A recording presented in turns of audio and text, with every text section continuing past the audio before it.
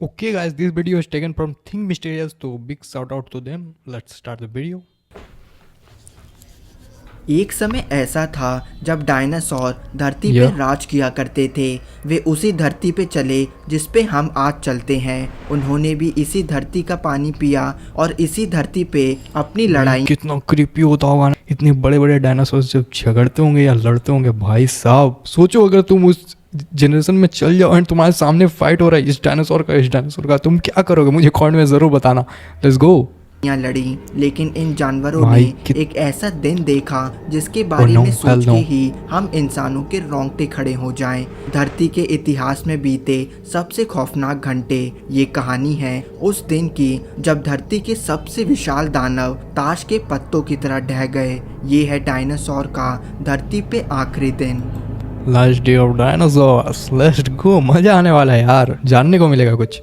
धरती 6 करोड़ 50 लाख साल पहले, एक ऐसा समय जब तापमान 65 मिलियन ईयर्स अगो ज्यादा हुआ करता था। करीब 160 किलो भारी और 12 मीटर लंबे पंखों के साथ टेरानोडॉन धरती की हवा में उड़ने वाले अब तक के सबसे विशाल क्रिएचर हैं। और ये सीधा ऐसे अंडों की तरफ बढ़ रहा है बिकॉज जो पहले अर्थ था ना, पूरा वॉल्केनो से भरा हुआ था। मतलब कब वॉल्केनो इरप्ट हो जाता था ना, सो ये बहुत ज्यादा हिट रहता था ऐसा अर्थ में। क्रिएचर निकलने वाला है जो 18 साल बाद धरती का सबसे खतरनाक शिकारी बनने वाला है। ये अंडा है टेरानोसॉरस रेक्स का। टेरानोडॉन इतनी आसानी से अंडों को नहीं खा पाएगा क्योंकि मादा टी रेक्स अपने बच्चों को किसी भी खतरे से बचाने में सक्षम है।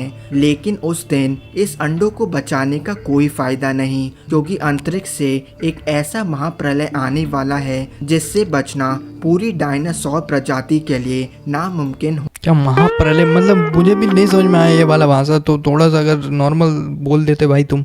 ठीक है, कोई ना। होने वाला था। वहीं धरती से 322 करोड़ किलोमीटर दूर धरती की विनाश की प्रक्रिया शुरू हो चुकी थी। जुपिटर और मार्स के बीच 100 करोड़ से ज्यादा 322 किलोमीटर दूर, मतलब कितना होगा भाई? तुम सोच रहे हो क्या भाई साहब? एस्ट्रॉइड एक ही दिशा में चल रहे थे, लेकिन एक एस्ट्रॉइड इन सबसे अलग डायगनली दौड़ रहा था। वे एस्ट्रॉइड भी कुछ ऐसा वैसा नहीं, बल्कि 65 किलोमीटर चौड़ा था और 35,000 किलोमीटर प्रति घंटे की रफ्तार से दौड़ रहा था। और वह दौड़ते दौड़ते एक बड़े एस्ट्रॉइड से जा टकरा, जिसके कारण लाखों नए एस्ट्रॉइड में टूट गए। इन लाखों में से एक एस्ट्रॉइड की दिशा बाकियों से सबसे अलग थी। ये एक ऐसा पत्थर था जो कि 10 किलोमीटर चौड़ा था और जो कि धरती के इतिहास को पूरी तरह से बदलने वाला था, क्योंकि ये सीधा सौर मंडल के 5वें सबसे बड़े ग्रह की ओर बढ़ रहा था। एकमात्र ग्रह जिसपे जीवन मौजूद है।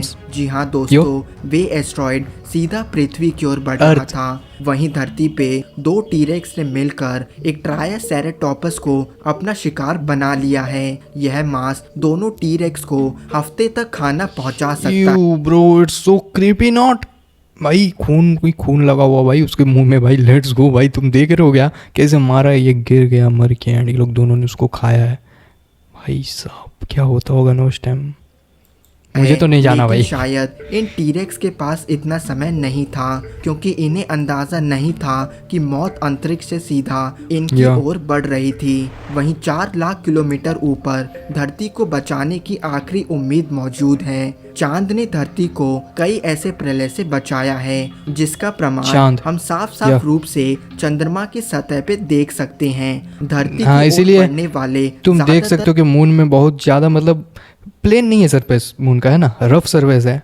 कहीं पे गड्ढे हैं, कहीं पे पहाड़ है, तो ये बहुत एस्ट्रॉइड टकराए फिर हुआ है। टकरा जाते हैं और यह विशाल गड्ढे छोड़ जाते हैं। लेकिन उस दिन किस्मत को कुछ और ही मंजूर था, क्योंकि वह एस्ट्रॉइड चांद से टकराने से भी बच गया था। अब इस पत्थर को रोकने की आखिरी उम्मीद भी खत्म हो चुकी थी और अगले 6 घंटे बाद वे पत्थर धरती से सीधा टकराने वाला था। आयरनी देखिए, वैज्ञानिक मानते हैं कि इन एस्ट्रॉइड्स के धरती के टकराने की वजह से ही धरती पे जीवन की शुरुआत हुई। लेकिन जो लाइफ दे सकता है वो छीन भी सकता है। वहीं धरती पर एक एलामोसॉरस का पूरा झुंड खाने की तलाश में निकला है। यह 20 मीटर बड़े और 12 मीटर लंबे दानव 30,000 किलोग्राम भारी थे और वे धरती पे चल चुके अब तक के भाई। सबसे विशाल लिविंग क्रिएचर हैं। भाई तुम इमेजिन करो कितने लंबे होंगे भाई। जिराफ फेल है इसके सामने भाई, जिराफ कुछ नहीं है, बच्चा है जिराफ इसके सामने। कहते हैं कि इनके सेंसेस इतने तेज थे कि वे दूर से ही आने वाले ओके। खतरे को भांप लेते थे, लेकिन इस बार इन्हें भी कोई अंदाजा नहीं था कि इनकी तरफ क्या बढ़ रहा था। वहीं अंतरिक्ष में वह पत्थर तेजी से धरती की ओर बढ़ रहा था और अब 20 मिनट ही बचे थे जब वे सीधा सीधा धरती से टकराने वाला था।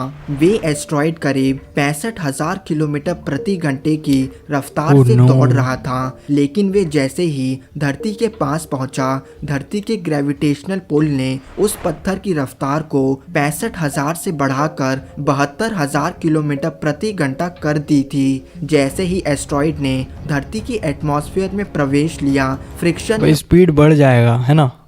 तुम देखो अर्थ में ग्रेविटी है, ठीक है, मून में नहीं है ग्रेविटी, अर्थ में है। जब तुम घुस रहे हो ना स्पेयर में अर्थ के, तो जो स्पीड बढ़ता है ना, स्पीड और बढ़ जाएगा due to gravity the fall.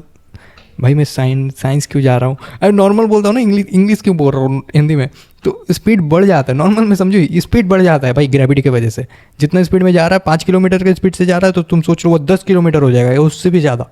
उस पत्थर को एक विशाल फायर बॉल में बदल दिया। यह फायर बॉल अब सीधा सीधा मैक्सिको से टकराने वाला था, एलामेसोरस के झुंड से कुछ ही किलोमीटर दूर। इस फायर बॉल का तापमान Oh अब no। 20,000 डिग्री सेल्सियस पहुंच चुका था, जो कि सूरज की सतह से 4 गुना ज्यादा है।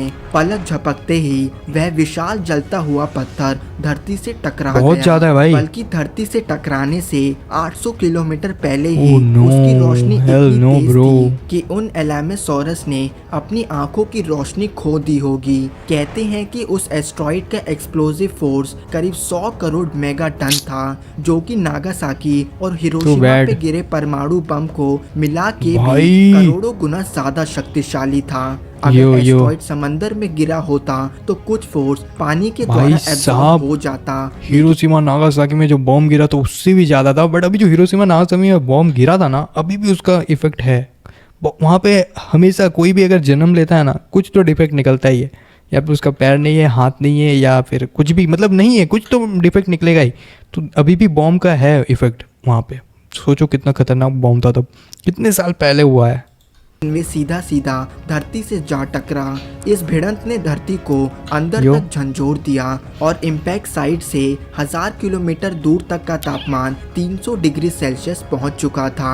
जो डायनासोर इस 1000 किलोमीटर के अंदर थे, उनकी स्किन पे मौजूद पानी सीधा भाप बन गया। बल्कि इस ब्लास्ट ने एटमॉस्फेयर में मौजूद मॉइस्चर के हर एक बूंद को चूस लिया। जल गए होंगे लोग भाई। भाषा में कहे तो डायनासोर कुछ ही सेकंड्स में जिंदा उबल गए थे। लेकिन तबाही अभी खत्म नहीं हुई थी, क्योंकि वे पत्थर धरती से टकराने के बाद हजारों छोटे पत्थरों में टूट गया था और अब वे पत्थर बारिश की बूंदों की तरह मौत के गोलों के रूप में आसमान से बरस रहे थे, जिसने बचे कुचे हर जगह गिर रहे होंगे को भी नहीं छोड़ा। वह पत्थर धरती से इतनी तेज भाई तुम सोचो जैसे बारिश बरसता है, अगर आसमान से फायर बरसे, एंड वो भी एस्टेरॉइड्स, जिसको एस्टेरॉइड्स बोलते हैं, एस्टेरॉइड्स बोलते हैं, तो सोचो क्या होगा भाई, क्या होगा। घर तो जलेंगे ही, एंड तुम भी जल जाओगे भाई, एंड हर जगह बस तबाही तबाही। भाई ये जनरेशन देखो तुम, डायनासोर का तो है, हम लोग का भी कभी ना कभी आएगा, है ना, हम लोग कभी कभी आएगा। जैसे बहुत जन बोलते हैं कलयुग कलयुग, तो या यही है कलयुग। डायनासोर का कलयुग ये था। अपना कलयुग आने में बहुत देरी है, बट आएगा तो श्योर भाई। हर चीज़ की अगर शुरुआत है तो अंत भी तो होगा ही भाई। कि उसने एक भयंकर भूकंप को पैदा कर दिया था, और भूकंप भी ऐसा वैसा नहीं, बहुत ज्यादा स्पीड होगा इसका। भूकंप जिसकी तीव्रता 11.1 थी, जो कि इंसानों द्वारा देखा गया सबसे भयंकर भूकंप के मुकाबले 60 गुना ज्यादा था। उस समय धरती एक रिंगिंग बेल की तरह हिल रही थी। ब्लास्ट के कारण आसमान में डस्ट पार्टिकल का पूरा बादल बन चुका था, बहुत ज्यादा ये किलोमीटर विशाल था। इस क्लाउड को इजेक्टा क्लाउड से जाना गया। भाई कितना क्रीपी होगा ये, इमेजिन करो। घंटे की रफ्तार से धरती को अपने चपेटे में ले रहा था, और देखते ही देखते सूरज की रोशनी आनी बंद हो गई। हर तरफ पूरा अंधेरा छा गया। ब्लास्ट को 1 घंटा भी नहीं हुआ था कि डायनासोर की 100 से ज्यादा यो। प्रजातियां खत्म हो चुकी थी और नॉर्थ अमेरिका एक नर्क की तरह दिखने लगा था। इजेक्टा क्लाउड धीरे धीरे एशिया पहुंचा और इसका तापमान इतना ज्यादा था कि कुछ मिनटों में ही एशिया की धरती का तापमान 150 डिग्री सेल्सियस पहुंच गया। बल्कि इजेक्टा क्लाउड इतनी तेजी से पूरा बढ़ रहा जला दिया था भाई इसे। कि उसने आग के बवंडर बनाना शुरू भाई कर दिया। साहब। इस बवंडर की रफ्तार इतनी तेज थी कि डायनासोर कागज की तरह हवा में तैर रहे थे। देखते ही देखते जंगलों में आग ध्वनि की रफ्तार से बढ़ने लगी और हर तरफ हे ब्रो, तुम मतलब डायनासोर का ये तो बेइज्जती कर दिया तुमने भाई, कागज की तरह उड़ रहे थे भाई। लेकिन सच में होगा है ना, सच में होगा ही। कागज की तरह क्या, तुम चॉकलेट की तरह भी उड़ जाओगे भाई, अब इतना स्पीड होगा तो। की लाशें बिक चुकी थीं। अब भी हवा में रहने वाले और पानी में रहने वाले कई डायनासोर जिंदा थे। So bad, लेकिन bro. उन्हें यह नहीं पता था कि यह पानी तो में भी है ना। तबाही की सिर्फ शुरुआत थी। इम्पैक्ट के कारण धरती की वेजिटेशन पूरी तरह से तबाह हो चुकी थी और ओके, खाने अभी के और लिए तबाही होना लगभग बाकी है। कुछ भी नहीं बचा था। मांसाहारी डायनासोर के लिए या तो plants हर तरफ सब तो, लाशें हाँ। थी खाने को, लेकिन शाकाहारी डायनासोर खाने की तलाश में इधर उधर तड़प रहे थे।